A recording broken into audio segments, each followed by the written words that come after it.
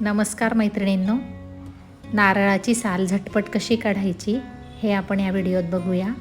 या ठिकाणी मी नारळ स्वच्छ करून घेतलेला आहे आणि कुकरमध्ये नारळ बुडेल एवढं पाणी आपल्याला घ्यायचं आहे आणि 2 ते 3 शिट्ट्या करून घ्यायच्या आहेत। 2 ते 3 शिट्ट्या झाल्यानंतर कुकर गार होईल। कुकर गार झाल्यानंतर हे बघा, हे नारळ या प्रकारे झालेलं आहे।